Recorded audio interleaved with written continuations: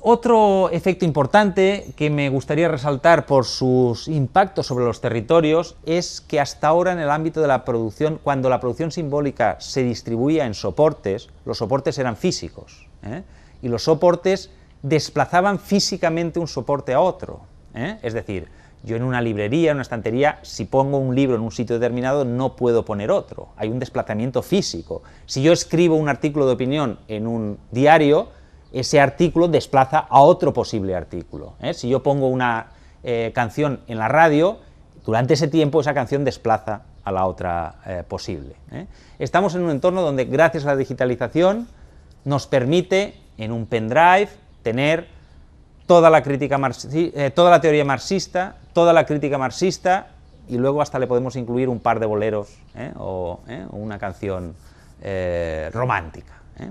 Estamos hablando de la reducción del espacio y, por tanto, estamos hablando de evitar los problemas que hasta ahora tenía la producción simbólica desde el punto de vista físico. ¿Esto qué significa? Esto significa que necesariamente efectivamente los discursos dominantes están en Internet y son más fácilmente accesibles, pero están los discursos dominantes y están todos los demás, y con tiempo y capital humano es posible acceder a esos otros discursos. Es decir, está la última canción de Madonna y es más accesible en Internet, pero también si uno busca y si uno dedica cierto esfuerzo puede encontrar música de Cabo Verde, y eso está accesible. Hasta ahora en el mundo físico, cuando hablamos de soportes físicos, Madonna desplazaba cualquier otra posibilidad de que pudiéramos acceder a otro tipo de bienes. Eso ya no se da, y esto va a implicar que la cohabitación de los mensajes va a ser mucho más fluida, y esto va a obligar a mayor porosidad entre los discursos dominantes, estemos hablando de música, de literatura, y los discursos periféricos. Como veremos, esto tiene también algunas implicaciones desde el punto de vista territorial. Esto le otorga posibilidad a los espacios periféricos. Hasta ahora esa posibilidad era negada. Los espacios periféricos, sean desde el punto de vista territorial o sea desde el punto de vista de los discursos, quedaban desplazados por los discursos dominantes.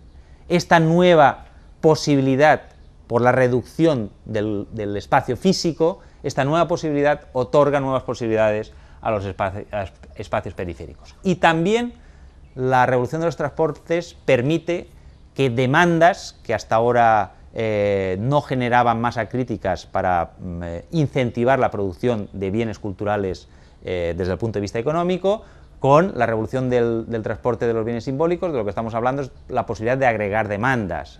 Si hay 300 amantes de música de banda popular en España, y hay 300 en Holanda, y hay 300 en Japón, y hay 300 en Estados Unidos, lo que antes no podría generar de ninguna manera una actividad de negocio alrededor de la producción de música de bandas, hoy con Internet esto es posible. Si agregamos estas demandas, estamos hablando ya de cierta demanda, cierta masa crítica de la demanda.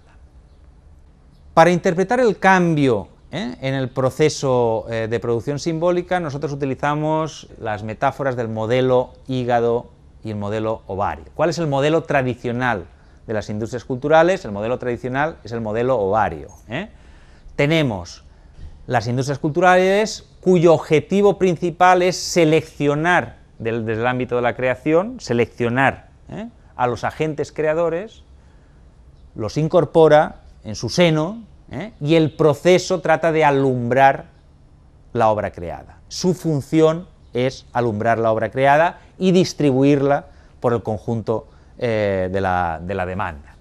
Este modelo tradicional exigía, por una parte, unos procesos de selección de los creadores bastantes dirigidos por los intereses de las industrias culturales, obligaba también a unas industrias que requerían de fuertes niveles de inversión, porque la creación de los prototipos y la reproducción eran procesos costosos y por tanto exigían elevadas inversiones de capital.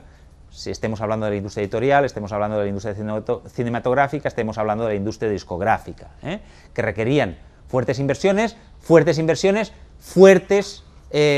o estructuras organizativamente complejas, por tanto, con su departamento de marketing, con su logística, con su departamento de recursos humanos, etcétera, etcétera. Una vez alumbraban la obra creada, la función era trabajar conjuntamente con el conjunto de los medios de comunicación y difundir al conjunto de la demanda, tratando los procesos de maximización en este ámbito.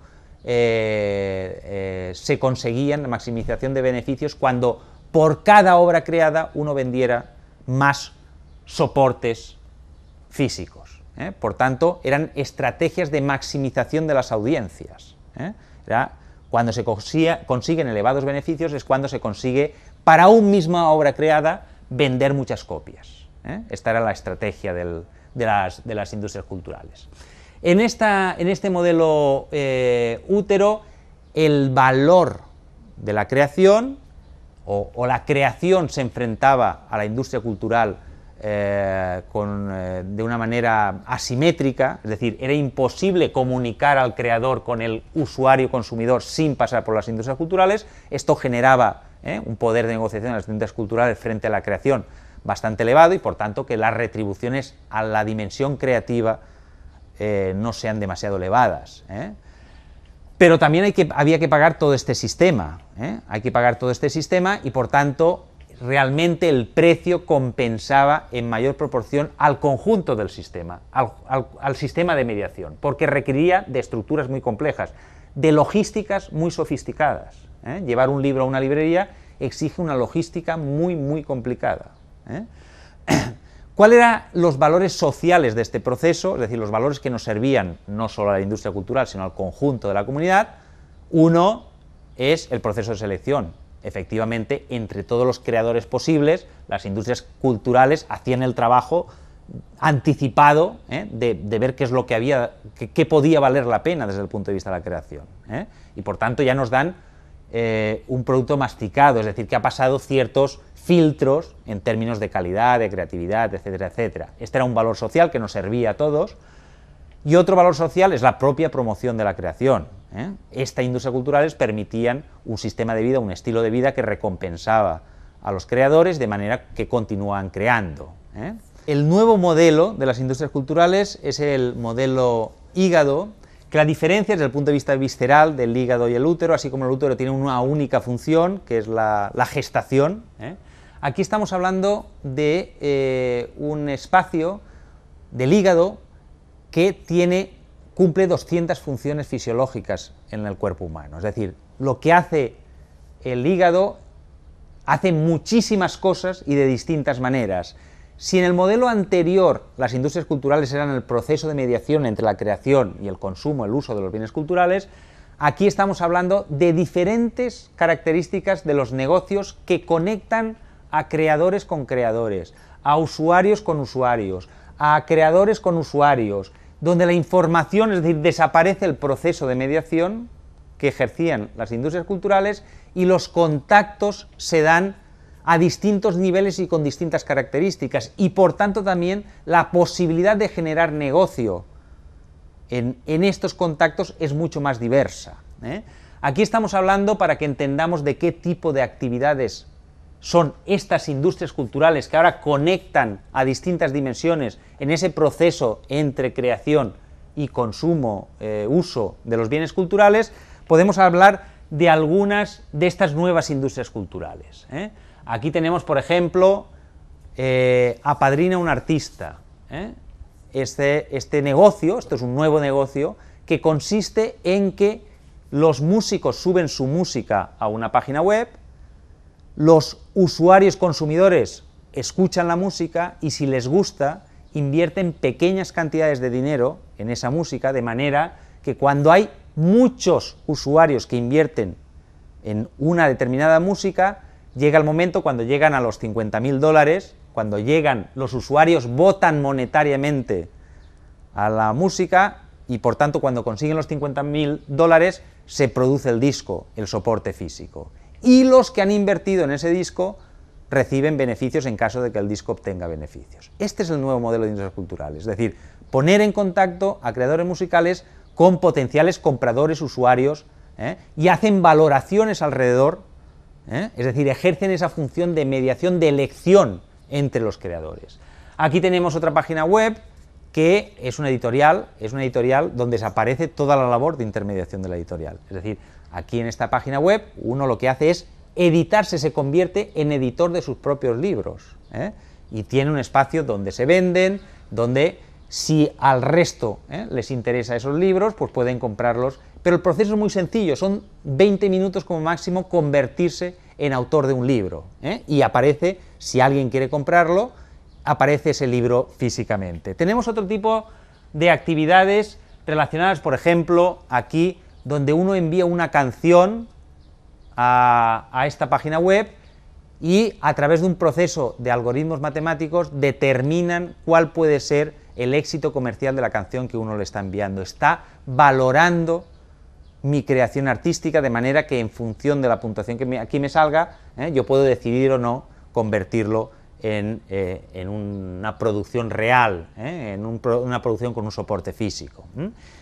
Este es el nuevo tipo de industrias culturales. Estos son las distintas dimensiones de ese hígado, los distintos filtros que básicamente lo que hacen es conectar creación con consumo, uso de los bienes culturales. Pero se plantea en un entorno mucho más diverso, con muchas más posibilidades de negocio, con características muy distintas, donde la información, la comunicación es multidimensional.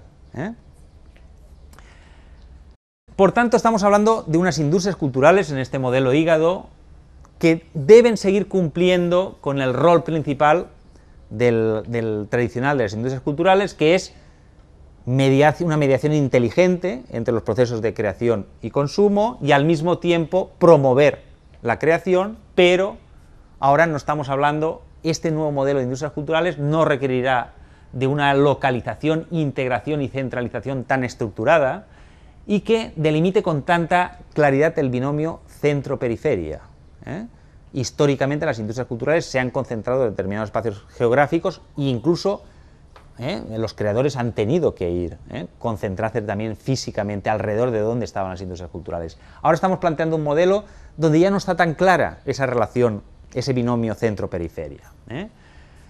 Estamos hablando de una industria cultural que va a suponer una constelación mucho más diversa y segmentada de áreas de negocio y que el éxito de cada una de las nuevas propuestas alrededor de estas nuevas industrias culturales va a depender de la idoneidad, de la oportunidad, de la adaptación tecnológica al servicio ofrecido, de la complejidad, de la dimensión, de la estructura empresarial, etcétera, etcétera, sin tampoco menospreciar el uso adecuado de habilidades gerenciales.